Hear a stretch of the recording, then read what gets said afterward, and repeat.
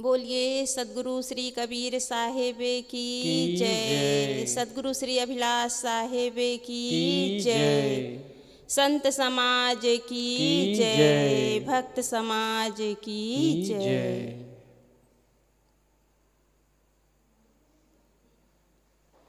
परम श्रद्धे परम पूज्य गुरुदेव जी, वंदनीय संत समाज, सम्माननीय धर्मानुरागी आत्मी बंधुओं, भक्ति के स्रोत, ममतामयी माताओं एवं बहनों, आप लोगों के समक्ष मैं भी सद्गुरु कबीर साहिब जी की एक साखी के आधार पर अपना विचार रख रही हूँ। सद्गुरु कबीर साहिब जी ने कहा है, एक साधे सब साधिया, सब साधे एक जाए, जैसा सींचे मूल को फूले फले अघाए। सद्गुरु कबीर साहिब जी कहते हैं, एक साधे सब साधिया। एक मन को यदि हम स्ववश कर लिए तो यही जीवन की सर्वोच्च उपलब्धि है, क्योंकि न तो हम संसार को स्ववश कर सकते हैं और न संसार के प्राणियों को, किसी पर हमारा कोई अधिकार नहीं है। लेकिन मनुष्य अपने को भूलकर संसार, प्राणी और पदार्थों के पीछे वह दौड़ रहा है, उनको स्ववश करने में लगा हुआ है। और इसी कारण यह मन जो है चंचल बनकर भटक रहा है और हमेशा भटकता ही रहेगा, क्योंकि मनुष्य की दौड़ केवल बाह्य वृत्ति में है, प्राणी और पदार्थों में है।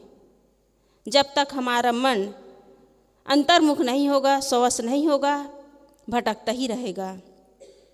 इसलिए एक मन को साधने की आवश्यकता है, एक मन को स्ववश करने की आवश्यकता है।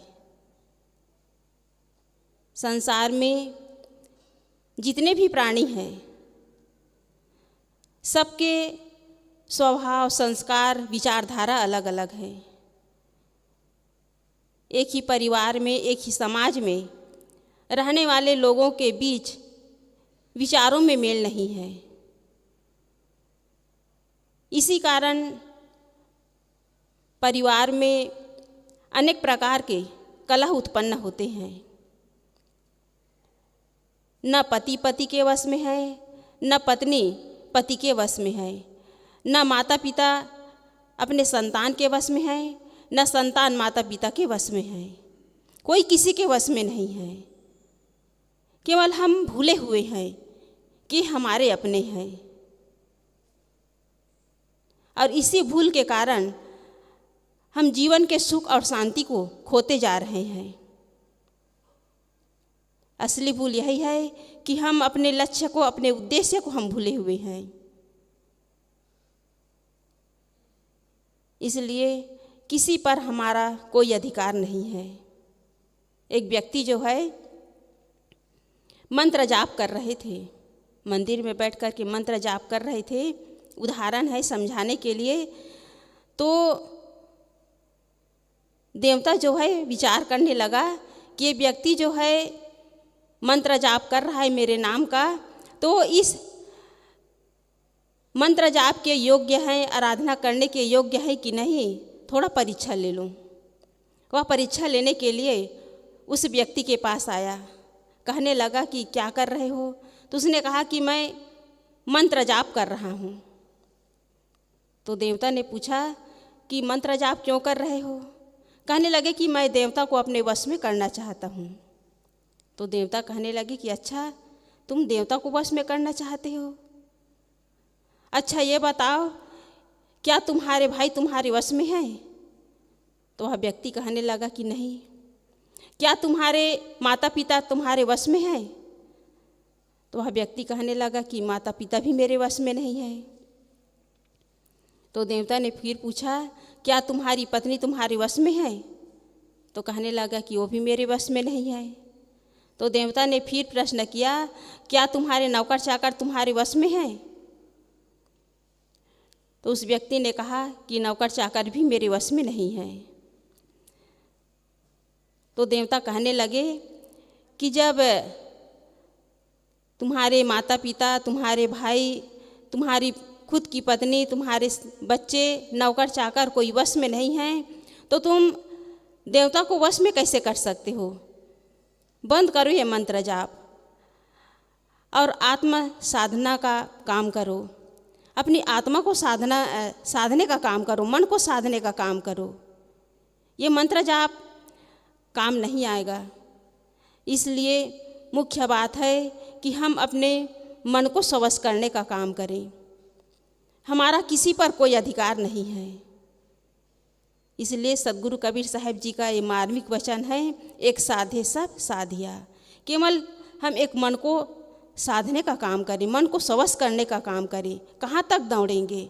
आखिर कहीं ना कहीं तो हमें रुकना पड़ेगा, ठहरना पड़ेगा, अपने आप में हमें स्थिर होना पड़ेगा, तब जीवन में सुख और शांति आएगी। दूसरी बात है कि हम पदार्थ के पीछे दौड़ते हैं और पदार्थ पर भी हमारा कोई अधिकार नहीं है, क्योंकि मनुष्य की मूलभूत 3 आवश्यकताएं हैं। शरीर के लिए भोजन और रहने के लिए छाया और शरीर को चलाने के लिए भोजन, रोटी, कपड़ा और मकान। ये 3 मूलभूत आवश्यकता है और ये आवश्यकता प्रारब्धवश पूरा हो ही जाता है। मेहनत और प्रारब्धवश पूरा हो ही जाता है। लेकिन मनुष्य जो है इसको पा कर के भी वो तृप्त नहीं होता और की चाहना में वो दौड़ता रहता है और संग्रह कर लूँ और कमा लूँ और मुझे इतना मिल जाए, बस और की चाहना में दौड़ता रहता है। लेकिन अंत में इस संसार से खाली हाथ ही जाना है। किसी के साथ एक कौड़ी भी जाने वाला नहीं है। सुई के नोक के बराबर धन भी साथ में जाने वाला नहीं है।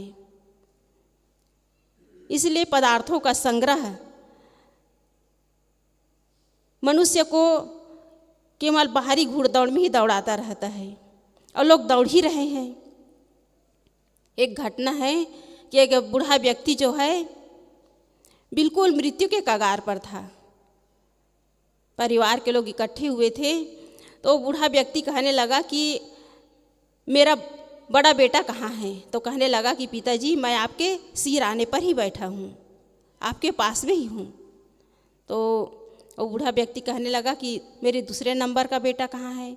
तो भी कहने लगा कि पिताजी मैं आपके बगल में ही बैठा हूँ, आपके पास में ही हूँ।